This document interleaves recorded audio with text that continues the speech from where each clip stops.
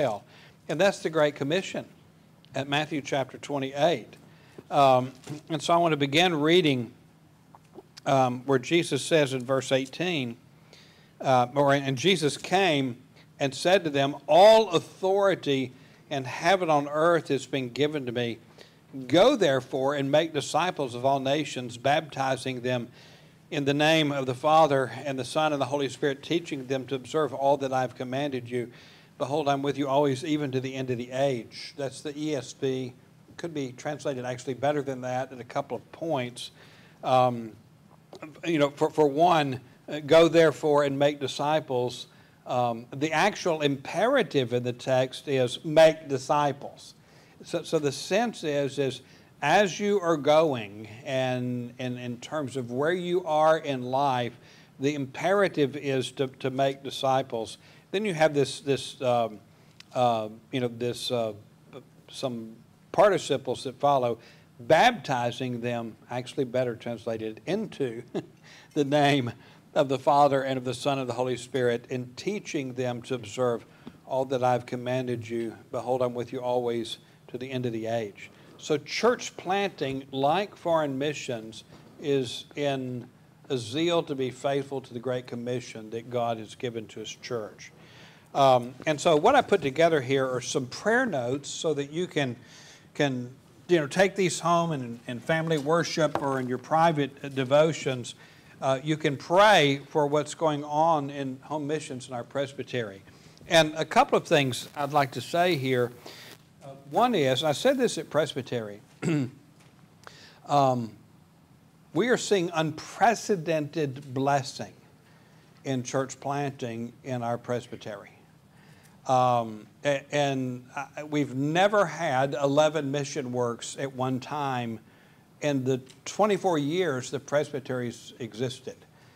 We've had 7, 8, 9 mission works, sometimes 4, 5, or 6, because the plan is when you plant a church is that the Lord would bring it to maturity and it would be organized and not be a mission work anymore. It would be a congregation, an organized congregation. But currently we have 11 mission works as of our last presbytery meeting, and the potential is great. In fact, I expected it will be the case, but it's in the Lord's hands. There's been delays in the calling of organizing pastors in 2 of our works that we were actually hopeful were going to transpire at our October meeting that have been postponed until the April meeting. I have great hopes that those men will be called in April. If that is the case, apart from one of our organizing pastors taking another call, going somewhere else, or something happening that we wouldn't expect at all, we would have, for the first time in my memory, had church planters in every single one of our mission works. And I'm excited about that, because when we have several mission works that don't have pastors yet or evangelists organizing pastors in those works, I'm tied up in those works. I'm tied up preaching in those works and giving leadership to those works. When we get organizing pastors, that liberates my schedule. But typically, as soon as we get an organizing pastor, we have another mission work. And so I go from one, this is my Sunday to be in this one. Okay, now it's my Sunday to be in this one there. But I am hopeful. It's not that I don't want more mission works, don't get me wrong. But I would enjoy at least a season where my schedule wasn't so tied and I could do things like this conference, or do things like visit our organized congregations to give them firsthand accounts of what's going on in church planting and our presbytery, and in particular to visit more often during the course of public worship our mission works with our organizing pastors there, to sit under their preaching, because sometimes I might need to whisper in their ear a little bit here or there, but also maybe to give them a break and preach one of the services if we have 2 services. And I just haven't been able to do that because the Lord's been blessing us with the number of mission works that we have. But unprecedented blessing, and I'll just say this, unprecedented satanic attack against the work. In ways more overt than I've ever seen. I'm not going to go into any details because there are even some privacy issues in some of the details that are there. But Satan is not happy. And I'm glad he's not happy. He's already lost. But it's exceedingly painful for brothers and sisters to go through some of the things that they're having to go through as Satan is trying to disrupt the growth of the church. This is also true in some of our organized churches, but in particular in some of our mission works. One of the things I've seen through the years over and over again is that we can have a period of real peace in all of our mission works, and then here's problems over here. We'll look out, the phone's about to ring because it's something very similar is going to be happening in another one. And usually it happens in threes. If it happens in two, then there are going to be issues in a third. And so some of my labors are trying to be of aid and counsel in the midst of these kinds of things, these disruptions that sometimes take place. But please be in prayer, because I think we are wrestling with principalities and powers, not in a charismatic sense, but our wrestling with principalities and powers is in the arena of prayer, laying hold of God in the battle against the enemy. And our works really need this. However, in every case, we're seeing perseverance. We're seeing the Lord continuing to bless. But it can be very, very difficult for organizing pastors for provisional sessions or commissions of works. And I'll talk a little bit about the works particular, but one of the things that God has done that has multiplied church planting is a shift from how we used to do church planting to how it's happening now. And I think that at the General Assembly level, our general secretaries have typically been wise to see what's happening in the church and to help facilitate what's happening with direction and the way we move forward. When I came into the OPC in 1994, Ross Graham was the General Secretary of Home Missions. And what I loved about Ross is he was always looking 10 years down the road. What's the landscape going to be 10 years down the road? How do we need to be preparing for that? And Ross recognized that there was within the OPC a real zeal growing to be aggressive in church planting. And the RHM program, we had like one or two men that were doing it at that time. But a zeal to have somebody that was there to answer the phone when there was an inquiry and to get involved with it, that began to grow into different presbyteries and the General Assembly to support it. But the zeal was to have our foot on the pedal, and pressing it down in church planting. Our book of church order, if you read its assumptions about church planting, the assumptions of the book of church order is that predominantly you'd have a mother church that would oversee a daughter church plant. Ross realized that the OPC was so small and so scattered that there were practical reasons why that could be prohibitive of having a mother church close enough that could really give the oversight that's needed. Now, our book provided for an exception, that if you don't have a mother-daughter situation, then the presbytery can take oversight over mission works directly. And so under Ross's leadership, what was the exception became the norm. That's the way we did it. A group would approach us and say, we're interested in planting a church. The presbytery would get involved through their home missions committee, or if they had an RHM, to assess the work, to begin to develop the work. When it got ready to petition to be a mission work, it would petition to be a mission work. The presbytery would then appoint a provisional session to oversee the work. And provisional sessions aren't even in our Book of Church Order. It's not even there. We do it in a corollary fashion the way congregations function. Because Ross was determined we're going to be Presbyterian from day one. When we have a mission work, we're going to be Presbyterian. They're going to have elders. If we have to appoint them elders from the presbytery. And so that's the way we did it. Probably 15, 20 years. If you read the manual for planting Orthodox Presbyterian churches, that's the assumption, that this is how it's going to be done. But as Ross and Dick Gerber were ending their time as general secretaries, and John Shaw became the general secretary, and then a little bit after that, Altra Carrico came on as the associate general secretary. But even before then, there were conversations going on between Ross and Dick and John as he came on as well. We had planted churches that were thriving and able to now plant daughter churches. This is exactly what we saw happen in the Presbytery Southeast at our presbytery. And so we began to see it. It almost occurred organically of mother-daughter plants. Now, on a couple of occasions, they weren't mother-daughter.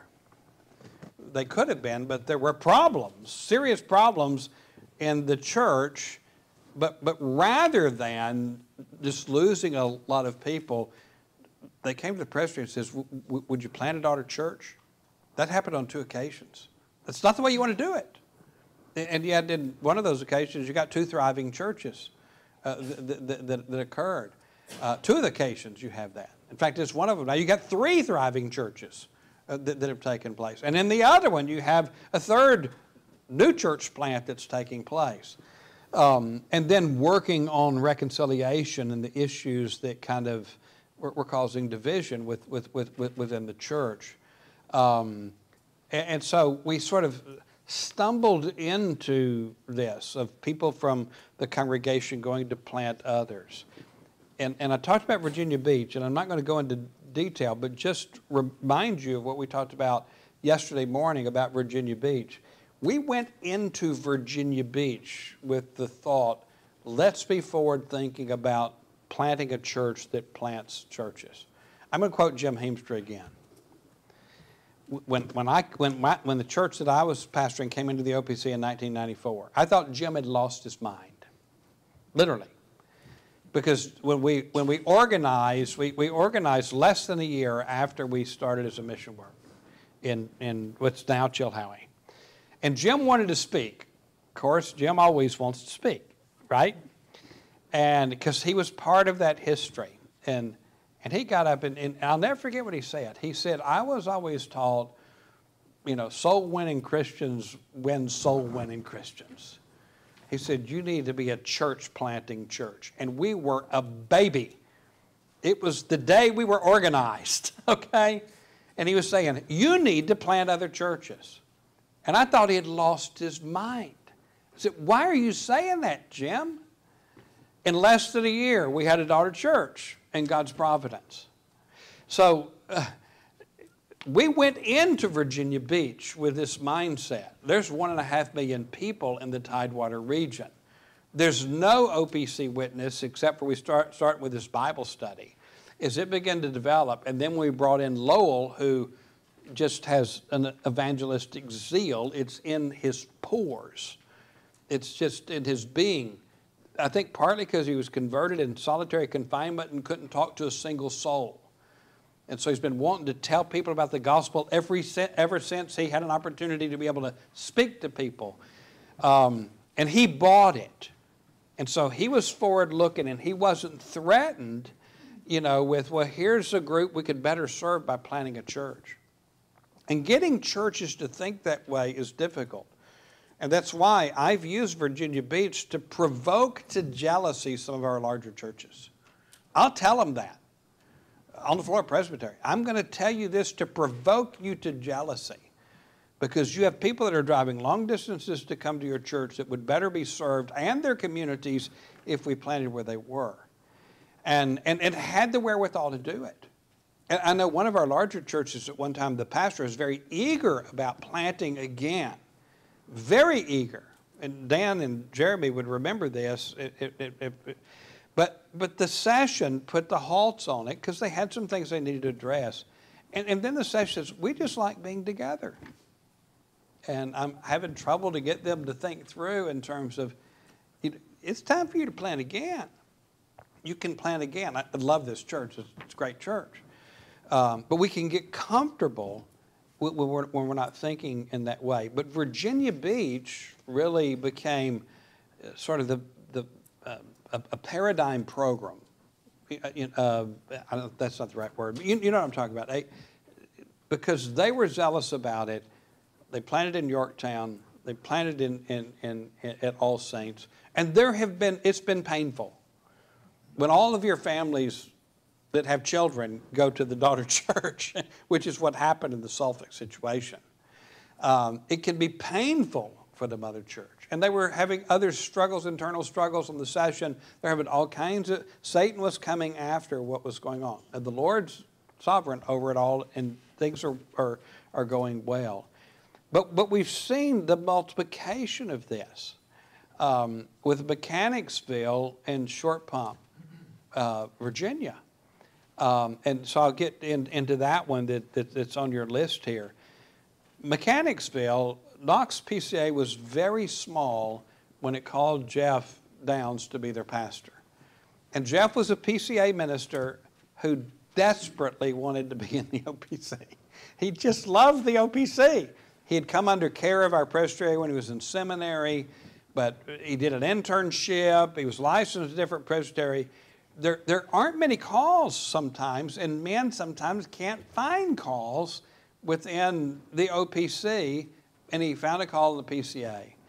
And so he took this call in Mechanicsville, which is in the Richmond area, sort of just north of Richmond, and it was a small, struggling church. But at the very same time, there were people, mostly members of All Saints, very sound, solid PCA church in Richmond. We call it kind of the OPC church in Richmond in some ways. Great relationship with that church. There were members that lived on the West End, one elder in particular that was burdened to see a church on the West End. And we were having meetings with him because he was thinking about the OPC. And his session knew about all of this, and we're approving of it. COVID hit, which kind of slowed us a bit. So those families decided, let's go over to Mechanicsville, 45-minute drive for them. Let's go over there and strengthen their hands. So that's what they did.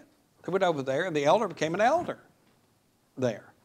And it just brought life to the church and viability to the church, even though the plan was eventually to plant in West Richmond.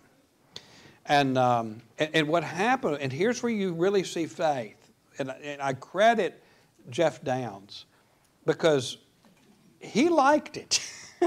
You got to understand this. He's going to get a paycheck somewhat. Their stewardship was strengthening the life of the church. Their singing ability, which is unbelievable, strengthened the vibrancy of the worship in the church. Their leadership. These were people that were on fire that suddenly show up and jump into the church with both feet. And yet he knows they need a church where they live. And he knows that's what their eventual heart's desire is. And we had a meeting. I think I told somebody, but when one of these things, Q&A or something, I can't remember now, about when Charles Biggs came with me. And we had an initial meeting at that time, and from it, the decision was made, let's move forward with a Bible study on the western end of Richmond. And Jeff was not at that meeting. and Jeff was yeah. This is tough when you see vibrancy in your church and you're a small church, but he loved the kingdom more and trusted God. And then the Lord began to bless the church. People are coming into Knox Church is growing. It's a growing congregation. in yielding these up. And the Lord does that over and over and over again. And I try to tell churches, you can trust that the Lord is going to do that. If opportunity exists to plant, even at sacrifice. Now, you have to be careful. And at one time, because Matthews planted, Redeemer came out of Matthews, and they planted the Greensboro church as well. And at one point, Nathan said, we need to be a little bigger before we plant another one, because when Redeemer came into existence, and suddenly you have 50 to 60 people that were there every Sunday morning and Sunday evening that aren't there anymore immediately. The mother church feels it. The 50 or 60 don't. They're excited. We're doing something new. But they felt it at Redeemer. Now, the Lord grew them so fast that those 50 or 60 were replaced in like 3 months' time. But they weren't the seasoned people that came in that had gone to plant Redeemer Church. But having that mindset that the Lord blesses. I think I talked about Zion and Sandy Springs, the same thing. Maybe that was in an individual conversation, because the ruling elder in Maryville, Tennessee, when I was snooping around about maybe trying to get something started in Knoxville, he said to his pastor, you tell Lacy Andrews to stay out of my backyard. Now, he was somewhat tongue-in-cheek. He and I are close. I love the man. He loves me. But he was also somewhat serious, because he realized that if we plant in Knoxville, this stream of people coming to the Maryville church, it's not that great a distance, could be cut off. And then what about the church in the smaller community? Can it thrive? So he's hesitant. So when A.J. Millsaps came to do an internship, he was okay with us looking as far south as Athens. He still had the heebie-jeebies about us looking in Knoxville. But he said, let's do it. And there was a Bible study in Knoxville. Zion, Athens, the Bible study took off, became a mission work. We called A.J. as the pastor there. They continued to try in Knoxville. But then I go and visit Maryville, and I call my wife. I said, I've never seen, it's been years before a split, years before that I saw this church this full. The Lord blessed the mother church. And so we're seeing this happen. Now, we're having to learn from mistakes about the dynamics of how to give oversight. And the way we typically do it in the mother-daughters, in order for the session of the mother church, which is oftentimes not quite big enough to take on a daughter church, and to give oversight to both, there's just too much. And so what we have done is we've established commissions. Now, if you don't understand committees and commissions, I don't want to go into a big polity thing, but a committee does something and reports to the session. And then the session says yay or nay. A commission acts in the power of the body that appoints it. So when a commission acts, it is the session. And so we establish commissions so that all the elders aren't giving direct oversight to the mission work, so that some can give full oversight of the mother congregation. And then we augment the commission with people that have experience in church planting. That's why I'm on 10 sessions and commissions right now. We augment those, and sometimes not just with me. We augment with other ruling elders and other ministers to give the kind of direct oversight that the mission work needs. That works great when everything's working great. But if something, and it doesn't have to be something big, goes awry, we're learning, there's problems in terms of communication that's going on. And left hand doesn't know what the right hand's doing. And we're trying to catch up in one of those situations right now in the situation that we're facing. And people are getting frustrated on both sides. I had a phone call with one of the elders on the way here on Friday. And he was saying, I don't know what he's thinking, da, da, da, da. I said, I agree with him. He said, wait a minute, well, I don't think I said, no, listen to me. You need this voice. Here's the problem. When they act as a session, those of us that are augmenting this commission don't know what they did, and they're not communicating. And sometimes we operate as a commission, we're not clear at communicating with the others, and there's catching up that has to be done, and that slows down process. And because we're in a critical situation. And this is the kind of guy, he's fantastic. I'd put him on every session as long as you had other elders that had other gifts to bring. You want to get something done. And I'm not talking about Mike Cloy. I'm talking about his clone. I'm talking about Dan. They see a problem, we're going to solve it. And Cloy will do it with full artillery. Right, Carolyn? You know Mike Cloy. And they can get more done than any 20 people other that I know. These two men are remarkable gifts to the church. But sometimes I got to grab them by the ear.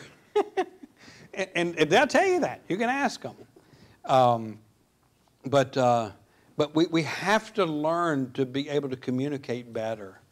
And while it's true, and we keep our own minutes in the commission, it wouldn't be a bad thing to still make sure that the whole of the session gets the minutes of what happened so they can stay abreast and have reports that are more than just a 5-minute report so that they can stay abreast. We've got to learn some of these things, so we're still learning.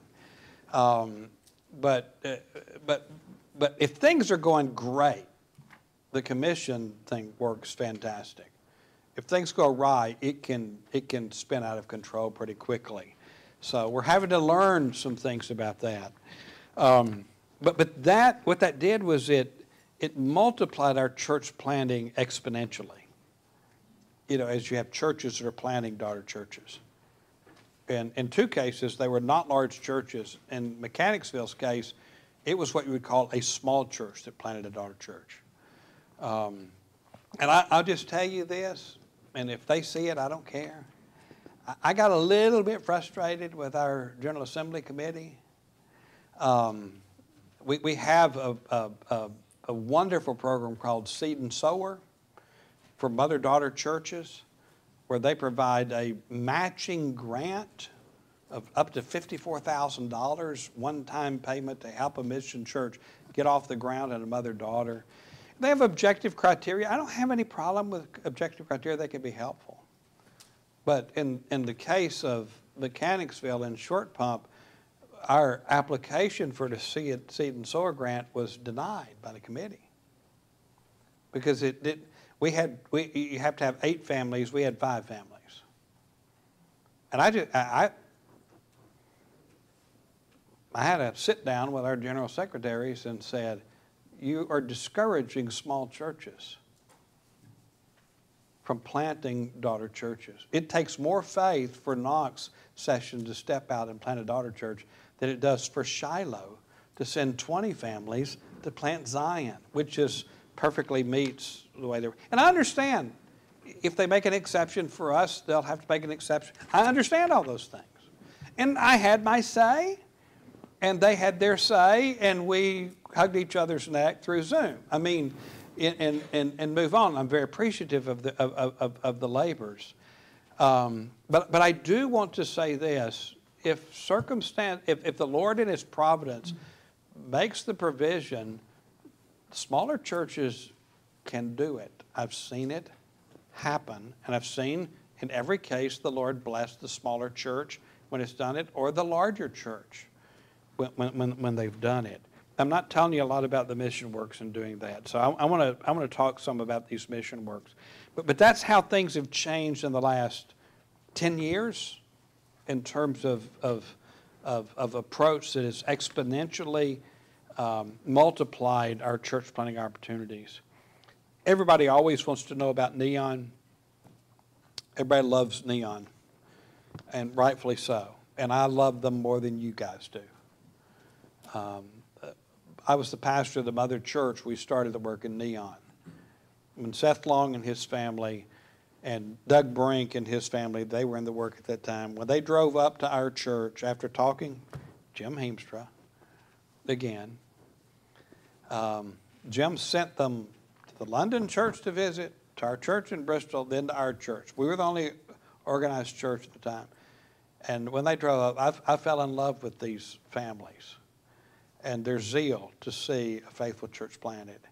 They joined our church, and they drove an hour and a half one way every Sunday for months. I'll never forget it. One Sunday I got up, and it was snowing. And I called up, I think, Seth on the phone. I said, "It's snowing here." I said, "We're going to have church because I can get there. I don't know how many go there. We'll see you at church." Of course, he was from Pennsylvania and Doug was from Michigan. They know what snow is. People in the South don't know what snow is. So I always got to the church building early. First ones to drive up. They'd driven an hour and a half down, hour and 45 minutes down from Neon to Meadowview to church. Next Sunday, got up, it's 30 degrees and raining. Freezing rain. I called him and said, "Guys, it's 30 degrees and raining." "Yeah, that's what it is up here too." I said, "It's too dangerous out there. You guys used to stay home." And they said, "Oh, we'll see you at church." I said, "I might be the only one there. If you guys come, it might just be us. But we're going to have it because I can get there. I got a truck." And I get there. Sure enough, first ones that come driving in, I'm talking, it's ice. These guys drive an hour and 45 minutes, probably had to spend more time because of the climate conditions to drive there. Well, they get out there laughing. I said, "What are you laughing about?" And they said, "We didn't have any trouble till we got to Abingdon, Virginia, and we were coming right down the main street there, and we did a 360 right in the middle of the road. But we righted it, and we came on." And I love this church, and I love the young people that have been converted and discipled. They're in that church now. When our ministers go down there, because they're without a pastor, because Jay forsook us, and he should. It was time. He needed to go to Lynchburg, but it was difficult for them. They loved Jay. And so I'm going up once a month to preach, and then on fifth Sundays, I go that Sunday too. But we've got an eager group of people. It's small. You remember, it got flooded out. The OPC, they had to tell people to stop sending money. $300,000 to completely refurbish the building there. It's beautiful. It's extraordinary what has been done. And Jim Flanagan was one of the ones that was down there helping us learn how to clean this thing up, you see, and the mold and all that kind of stuff and that kind of thing. I just love it. I've had to fight for it sometimes because people think we're putting a lot of money in, and is it ever going to really fully grow? You just got to experience it to see. And I'm going to fight for them until the Lord takes me home. Harvest Winston-Salem is a daughter church of the Mount Airy congregation. What they desperately need is at least one more elder. And every other way, they're ready to organize. They have an elder, good man. I actually did the charge to him when he was ordained as an elder several months back. They're up over 100 at worship some Sundays and right at that most Sundays. Calvin Keller is the organizing pastor there, and Calvin's energetic. He's not quite as old as me, but he's getting on that side, but he's got more energy than some of our younger guys do. I'm going to pray in particular for the Lord to raise up other officers. That's been the struggle. It's finding a lot of men, but men that are really prepared and ready to serve as officers in the church. Peninsula Reformed in Yorktown, Matt Walker. I've been in session meetings. Lowell Ivy and I have been in session meetings or commission meetings of that work. And just watching Matt's leadership, I'll send him a text. I'm so thankful God sent us Matt Walker. This man knows how to lead people to where they need to be without them realizing they're being guided to where they need to be. He's patient, but firm. He's got the administrative abilities to do it, but also the pastoral skills. The church is growing now. We desperately need a building. We meet in a dance studio, and it's about full. It's served us pretty well, but pray the Lord would provide a meeting place for us there. We were deeply saddened recently when a family left us for the Roman Catholic Church.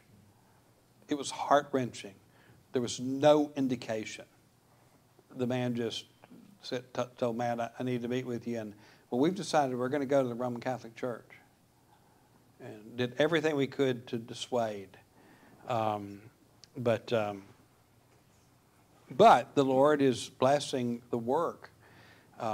We have several members that have come in lately from a liberal Methodist church, because a man whose Bible believer was teaching a Sunday school class there, he couldn't go to the worship service in good conscience, so he started coming to ours. And now he's joined, and a couple of families from his Sunday school class have come and joined the work in Yorktown. One blessing that we have there is a retired minister named Pete Hurst. Any of y'all know Pete very well? I love Pete. He can be blunt. He's a churchman, and he was really the mover and shaker when he retired from over 30 years as pastoring a really solid PSE church in the Hampton area that has kind of moved in some different directions, but he has tremendous support for Matt. Sometimes a retired minister in a place, they struggle to do that with a young guy in his first call. It's the opposite there. He has Matt's back, big time. And I love Pete and Brenda. Pete, I think they're 76, 78, going on 50.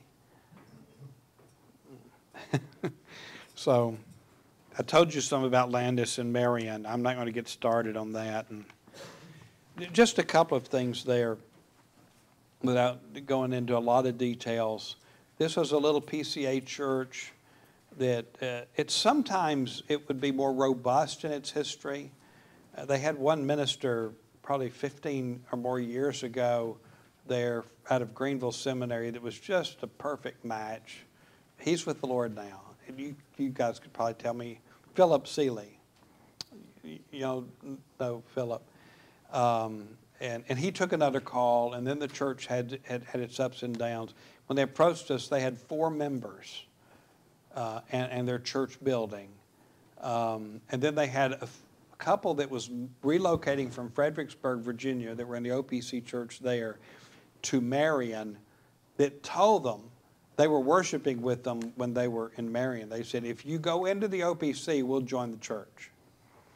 And so I went down and met with 6 people, including the 2 that weren't members, and then a single man in his 50s, a woman in her 60s whose husband's an unbeliever, and then a couple that were in their 80s.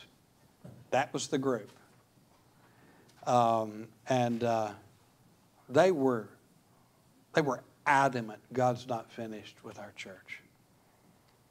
It was pretty stirring. I mean, they were adamant. And our home missions committee wasn't too keen on it. And but John Malden won't say no, can't say no, especially to anything in North Carolina. And Western North Carolina in particular, we need churches in Western North Carolina. John's at Resurrection in Matthews, and he's on the committee.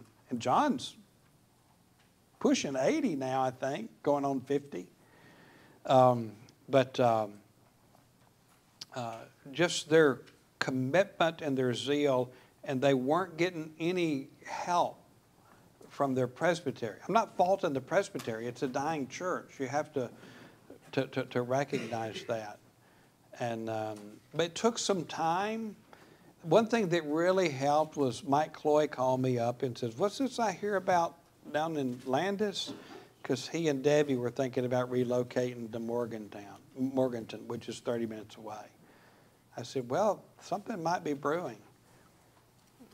It didn't hurt to have Mike and Debbie Cloy become part of the church when it was tiny. And we had a family that came back that had left the church under difficult circumstances before, when they got down to 4. And then we call a pastor that's got 11 kids, and that kind of helps the attendance. Immediately, 11 kids that can lift the roof off of this place singing, too. Incredible family. And people are showing up, and they don't even know why, or they have to find out where. Almost every Sunday. And this is a small place. And Carolyn was there when we had 6 or 7 there on Sunday mornings. And we hated to give her back to you guys. You got to realize that. We were not happy. You guys were, but we weren't happy. But you know what the Lord did? When Carolyn moved back here the next Sunday, OPC lady, single lady who's a nurse, moved to the area and showed up at church the next Sunday and said, I'm going to join this church. So, the next Sunday. And it's unbelievable what the Lord's doing there. There are some struggles. We have one pastoral issue that's deeply heart-wrenching for us that we're going through right now with a young couple that we love dearly. I'm not going to say who, but be in prayer for them. We have another young man who and his family, and he's very serious about gospel ministry. I think he may end up becoming a minister. It's just, we had to enlarge the parking lot. So, I had one presbyter after the April meeting of Presbyterian. I did a report, and I'll tell you guys later who it is. He wrote me and he said, I need to ask your forgiveness. I need to repent. Because when you brought up this about Landis, I thought, well, there Lacy is again, and his eternal optimism, and this is going to be money going down the hole. He said, I stand rebuked, is what he said. And I had in my wildest dreams, I wouldn't have imagined the kind of blessing that we're seeing now there. What time are we supposed to end? In 2 minutes? 12:30, is that right? Okay, I'll go very quickly here. Just Bluffton, South Carolina. Andy Wan is our organizing pastor there.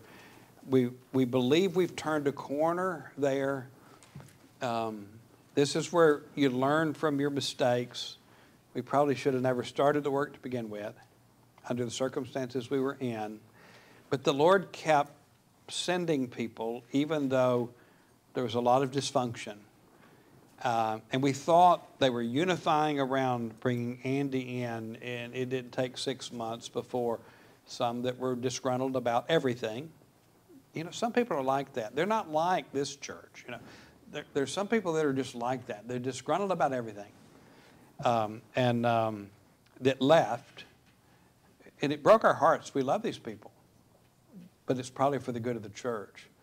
But some of those gave, and our financial situation got really tight because we were spending close to over $40,000 a year just on a rental facility. It was a good facility. And but Andy he caught a second wind. He's become very active in outreach and meeting people. The church is beginning to grow again, and both Presbyterian General Assembly are backing up, and we're strengthening our resources to help them. And we just made a decision last week. The landowner, our 3-year lease is going to be up in February where we were, has agreed to a 1-year lease so that we can look for something else. Everything is expensive there, and the Lord's made provision, resources for us to do that. And so Andy Wan is the pastor there. I told you about Short Pump.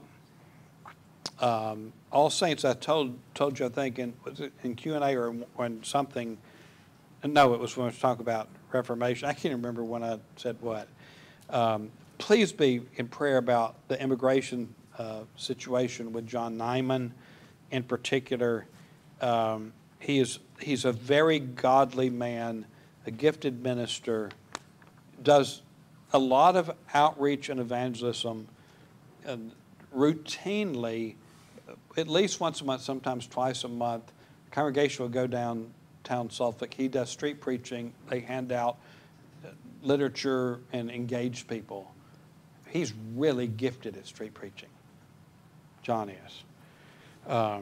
Preaches on the street. Does some in Virginia Beach too, but mostly in the Suffolk area.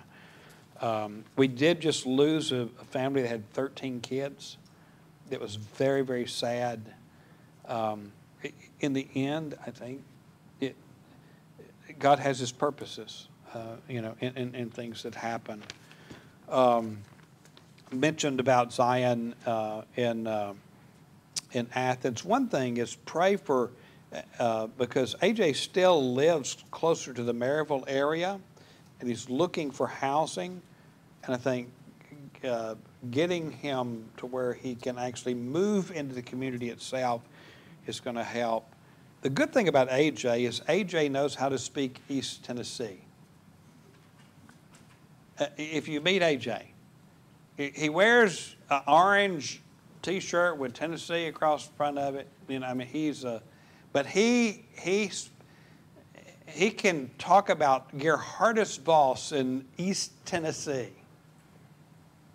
And it's needed in the people he's seeking to reach, to be able to understand the culture where he grew up, the kinds of churches that he was in, what God has brought him, how the Lord has brought him to a more substantive understanding of the Scriptures. He's a very gifted preacher. The people love AJ there. Pray for more growth and eventually the Lord to raise up elders there. And then 2 others, and then I'm going to quit, and I'll try to be quick here, Jeremy. Kannapolis. Don't even say anything about Zion. They don't count. They got 70, 80 people every Sunday, and they've got 2 ruling elders and a minister from the beginning, from the first Sunday. We should take Matt Ezel out and, flog him every now and then, because it's just not fair. It's not fair. I love Matthew. He's an outstanding preacher. He's doing a good job there. But Kannapolis, this was a unique situation. David Vogel graduated from Greenville, candidated in some of our churches, was highly considered. He's a bright young man. He's a gifted preacher. But he had a burden to plant, to move somewhere and just start gathering. And he had a job where he could do it. And he talked to me about it. And finally, he was just determined. I said, go to your session. Cliff Blair's his father-in-law and the pastor of the church he's a member of, Redeemer. I said, go to Resurrection session in Matthews. Go to Reformation session in Gastonia. And tell them your vision and see if they will come around you and offer you some support. He could work 15, 20 hours a week, put food on the table. And that's what he did. And those churches says, we will help you with additional expenses. So he went there, just he and his family. And now we have a congregation, we have a mission work there. And what we just did at our presbytery meeting is we decided we're going to start paying him. He was doing it without any remuneration at all. He was putting food on the table through his tent-making labors. I have been incredibly impressed with David, his pastoral sensitivity, his wisdom. And Dan and Jeremy would tell you, you've seen him on the floor of presbytery too. And he doesn't speak a lot, but when he does, it's careful, it's clear, and of course, Cliff Blair's his father-in-law. That doesn't hurt about things like that. But we're excited about what's going on in Kannapolis. It's still small.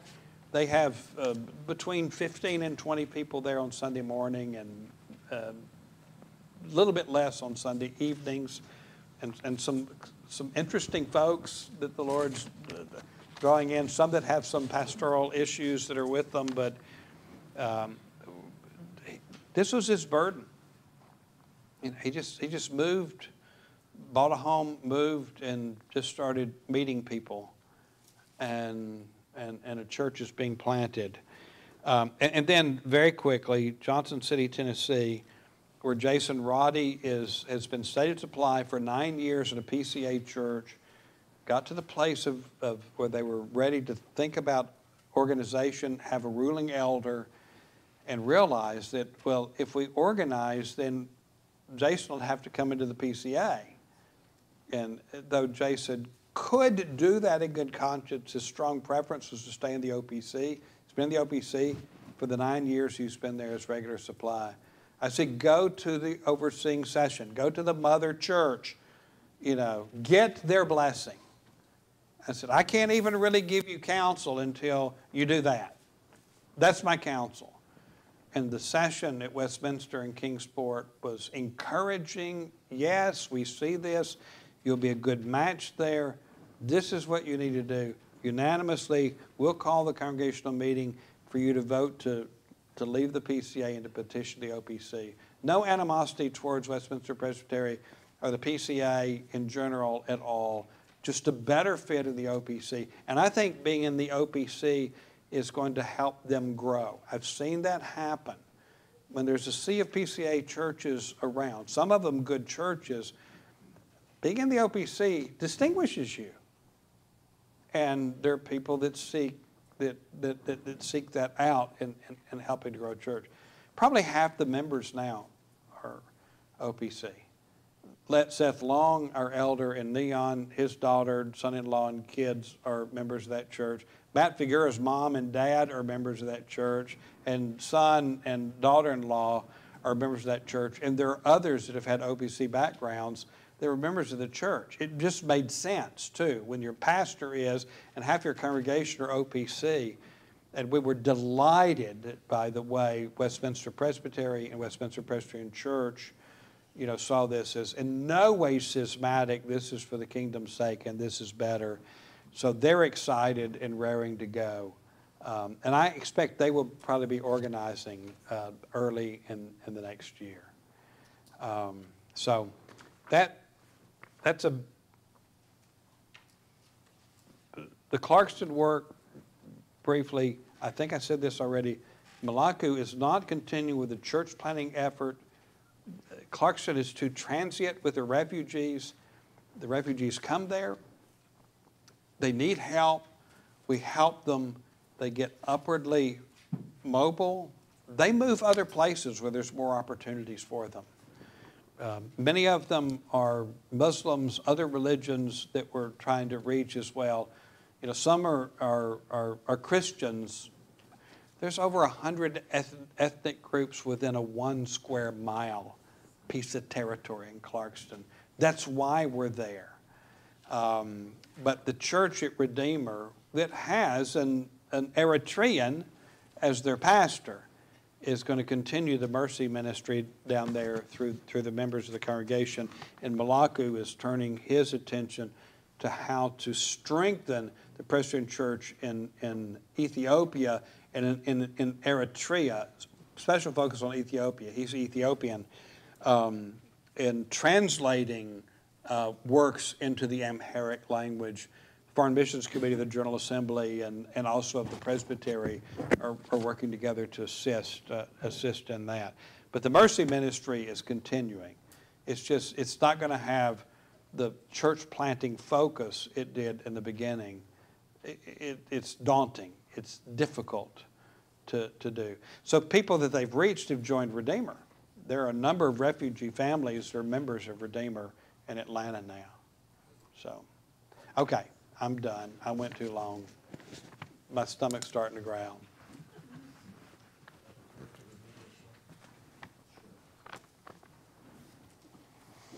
You going to close in prayer? I'll close in prayer, and we'll pray for the meal as well.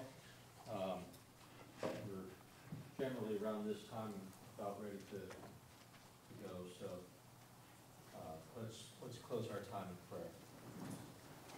Lord our God, we give thanks for the work of the gospel that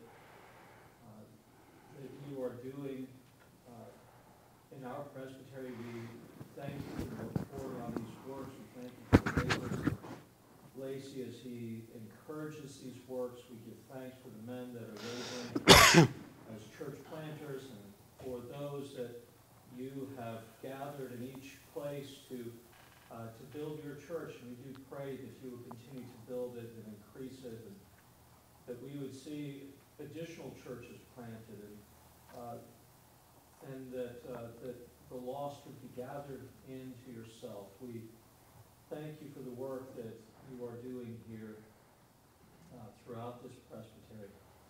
We thank you for Lacy's ministry to us this weekend. We thank you for his labors even today in preaching the gospel of Christ, and we pray that as we fellowship together, you would continue to build us up, and we ask that our conversation would be edifying to one another and glorifying to you.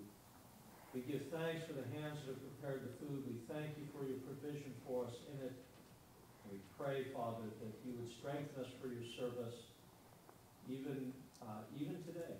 We ask in Christ's name. Amen. Amen.